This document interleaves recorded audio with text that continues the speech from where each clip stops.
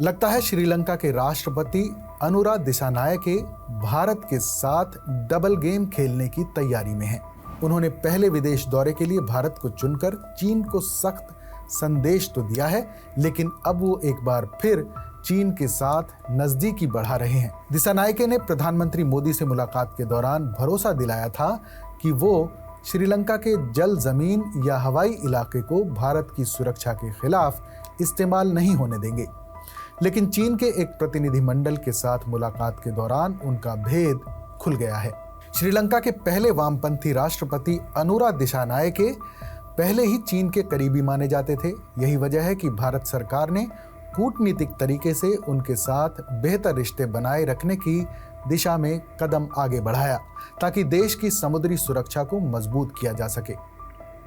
उधर चीन के प्रतिनिधिमंडल से मुलाकात के दौरान राष्ट्रपति दिसानायके ने न सिर्फ चीन की मदद के लिए आभार जताया है, बल्कि उन्होंने रिश्तों को मजबूत करने और भारत को खटकने वाले हम्बनटोटा जैसे प्रोजेक्ट में साझेदारी बढ़ाने की भी उम्मीद जताई है।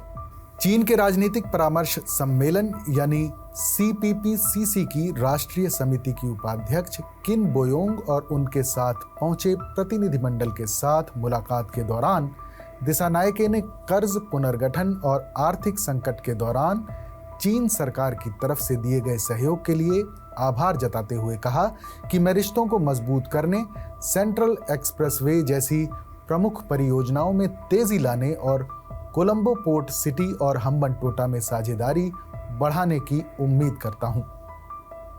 वहीं CPPCC की सदस्य किन बोयोंग ने बुधवार को राष्ट्रपति अनुरा कुमारा दिसानायके के साथ बैठक के दौरान कहा कि चीन श्रीलंका में समुद्री रिसर्च गतिविधियों को फिर से शुरू करने जा रहा है।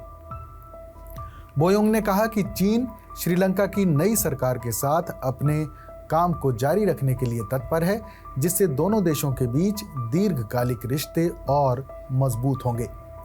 राष्ट्रपति दिसानायके ने चीनी मैनेजमेंट के तहत सेंट्रल एक्सप्रेसवे के अधूरे काम को पूरा करने पर जोर डाला और कोलंबो पोर्ट सिटी और हम्बनटोटा जिले के आसपास सप्लाई केंद्रों और इंस्टीट्यूशनल प्रोजेक्ट्स के शुरू होने में तेजी लाने की उम्मीद जताई।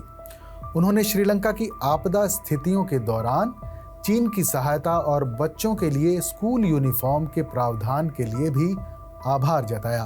उन्होंने भविष्य में चीन के समर्थन की निरंतर जरूरत पर जोर दिया।